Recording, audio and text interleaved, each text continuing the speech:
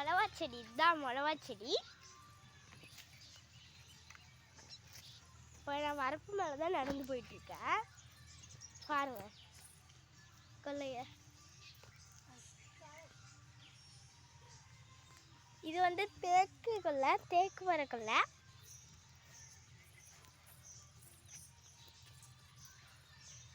பாருங்க. தேங்காய் எடுத்துக்கிட்டு போறீங்களா? சரிம்மா. இவங்க தான் எங்கள் அம்மா. அதான் அங்கே ஒரு செல்லு மூஞ்சி நிற்கிது பாருங்க, அதுதான் எங்கள் அக்கா. பாருங்க இதுதான் எங்கள் பூ கொல்லை. இறங்காதப்பா, தண்ணி விட்டுருக்கப்பா. இங்கே போட்டு பாருங்க பூ கொல்லை. முட்டு இப்போ தான் வைக்க ஆரம்பிச்சிருக்கு. பாருங்க நாளைக்கு பூக்கிற முட்டை தான் இந்த முட்டை. பாருங்க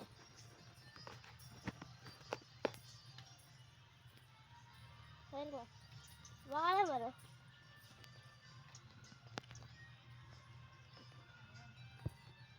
பாருங்க நாளைக்கு பூக்கிற முட்டை நம்ம பார்க்கலாமா? பாருங்க பாருங்க இதுதான் நாளைக்கு பூக்கிற முட்டை. இதுதான் இந்த பாருங்க, இந்த மாதிரி நல்லா வெள்ளையா முத்தி இருக்கும், பார்க்கும்போதே தெரியும் நமக்கு. அது இதுதான் நாளைக்கு பூக்க போகிற முட்டாட்டுக்கு அப்படின்னு நமக்கு நல்லாவே தெரியும். பாருங்க இங்கெல்லாம் நிறையா இருக்குது. சரி வாங்க நம்ம பிச்சிடலாம். பாருங்க இதெல்லாம் பூத்திருக்காட்டுக்கு. பட் பரவாயில்ல, எங்கள் வீட்டு சாமிக்கு வச்சுக்கிறேன். பாருங்க இதுதான் எங்கள் வீட்டு மல்லிகைப்பூ. பூத்துச்சுன்னா இப்படி தான் இருக்கும், நல்லா சூப்பராக வாசம் செமையாக இருக்குது. வாங்க இப்போ இயற்கை விவசாயம் பண்ணுற ஒரு விவசாயியை பார்க்கலான்னு தான் வந்தோம். ஆனால் நம்ம அதிர்ஷ்டமோ என்னமோ தெரியல, அவங்க வந்து அரியலூர் போயிட்டாங்கன்னா. இப்போ வந்து நம்ம நதியனூருக்கு தான் வந்திருக்கோம். இப்போ நதியனூருக்கு பார்த்தீங்க அப்படின்னா மிளகா வந்து போட்டிருக்காங்க.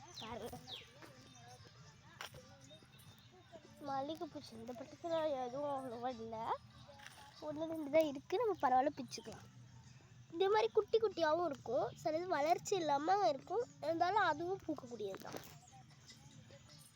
பாருங்கள் இதுவும் பூக்கக்கூடியது தான்.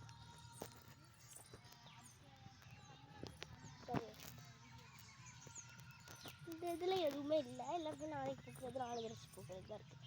பாருங்கள் நாளைக்கு பூக்கிற பூ தான்.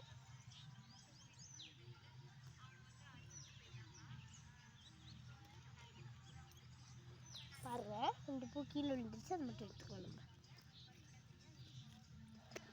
இந்த கொல்லைக்கெல்லாம் வந்து கஷ்டப்படுறது விவசாயிங்களால தான். பூலேருந்து சரி நம்ம சாப்பிட்ற சாப்பாடு எல்லாமே விவசாயிகளால் மட்டும்தான் நமக்கு. அவங்க தான் நமக்கு எல்லாமே தராங்க. அதனால் அவங்க படிக்காமல் தான் இப்படி ஆனாங்கன்னு சொல்லி அவங்கள தப்பாக பேசுகிறதுலாம் தப்பு. அவங்களால தான் இப்போ நம்ம ஒரு வேளை சாப்பாடே சாப்பிட்றோம். ரொம்ப கஷ்டமாக இருக்கும். பாருங்க நம்ம தலையில் வைக்கிற அந்த ஒரு முறை பூ கூட அந்த விவசாயிகளால் தான் கிடைக்குது. அப்படிப்பட்ட விவசாயிகளை இவ்வளோ நாள் படிக்காதவங்கன்னு சொல்லி நம்ம கேலி செஞ்சுருக்கோம். தேங்க்யூ.